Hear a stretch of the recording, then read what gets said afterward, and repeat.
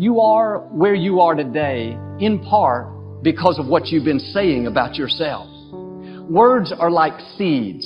When you speak something out, you give life to what you're saying. If you continue to say it, eventually that can become a reality. Whether you realize it or not, you are prophesying your future. And this is great when we're saying things like, I'm blessed, I'm strong, I will accomplish my dreams, I'm coming out of debt. That's not just being positive, you are prophesying victory, prophesying success, prophesying new levels. Your life will move in the direction of your words. But too many people go around prophesying just the opposite. I never get any good breaks. I'll never get back in shape. Business is slow. I'll probably get laid off. Flu season is here. I always get it. They don't realize they are prophesying defeat. If you have a poor mouth, you're going to have a poor life. If you don't like what you're seeing, start sowing some different seeds. To begin with, you start by doing what we call doing affirmations. And that is making positive statements about your life that are positive. And you do them deliberately. You might do them in the morning, you might do them at noon, you might do them at night, you might do them, twice a day or whatever. But you do this and you let this become a habit. And as you start to do them, things will begin to change, maybe on a very small level. Doing an affirmation is either writing it down, writing it on the wall or the mirror, or using just saying it. Many people don't realize with their words, they're cursing their future. Pay attention to what you're saying. Are you blessing your life or are you cursing it? Like attracts like. You have to understand, you are a magnet. Whatever you are, that's what you draw to you. If you're negative, you're going to draw negativity. You're positive, you draw positive. You're a kind person, more people are kind to you. So you're like a magnet, and you got to understand something about like attracts like. If you see it in your mind, you can hold it in your hand. Every thought we think and every word we speak is creating our future. It's as though our thoughts go out into the universe and are accepted and brought back to us as experience. Now that is a very simple thing, but most people don't get it. They don't understand it. They've never heard it before and they think it's ridiculous. But if you can really accept the fact that every time you think a thought and every time you speak a word, you are literally creating your own life. God said a man is as he thinketh. We are how we think. You have got to change the way you think. It is the whole determining factor of where you go in life. We are all where we are today because we thought ourselves to this position. If you don't like the position, think yourself out of it. There are a lot of voices in life trying to define us, tell us who we are. Sometimes they're uplifting, other times they're negative. You're not attractive. There's nothing special about you. Our own thoughts will try to label us. When you listen to all these voices, it's easy to think, who's telling the truth? Who am I? Am I strong and confident, or am I weak and insecure? Here's the key. The only voice that matters is your voice. What you choose is what you will become. Who do you say you are? God says you have seeds of greatness. You are destined to leave your mark. Other voices will tell you you're just ordinary. You have the final choice. The problem with some people is they've chosen the wrong voice so long, they don't know who they really are. They've allowed circumstances to define them.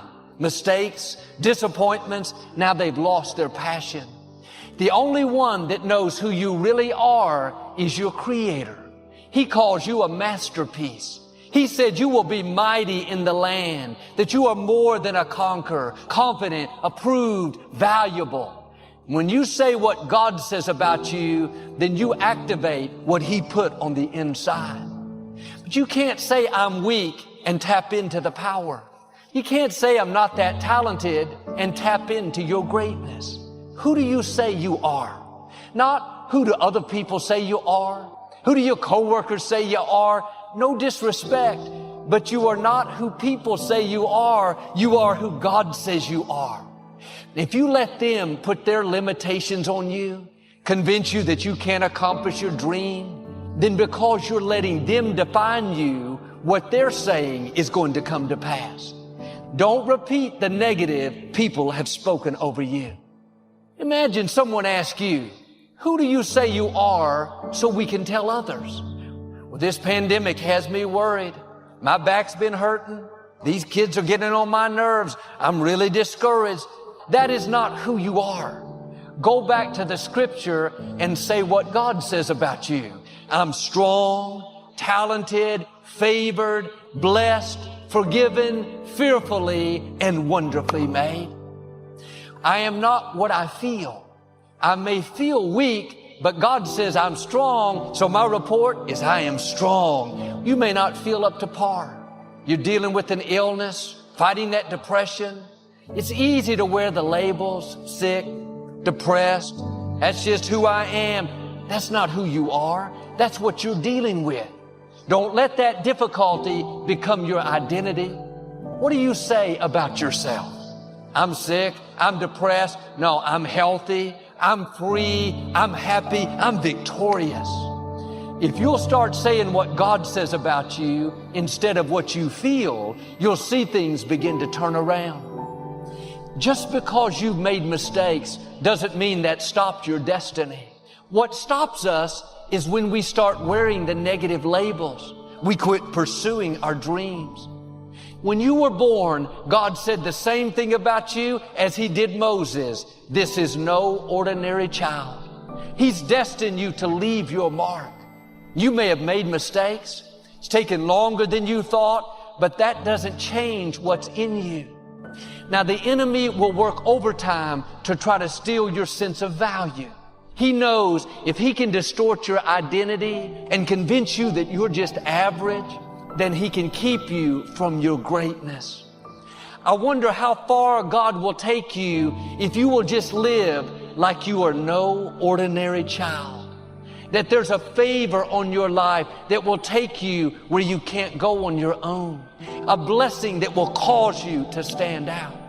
Who do you say you are? You have royal blood flowing through your veins. What's trying to stop you doesn't have a chance. God being for you is more than the world being against you. That sickness should be the end. The medical report says you're done, but not for you. You're no ordinary child. God handpicked you. Before you could choose Him, He chose you. Now don't go around thinking you're average. You don't have much to offer.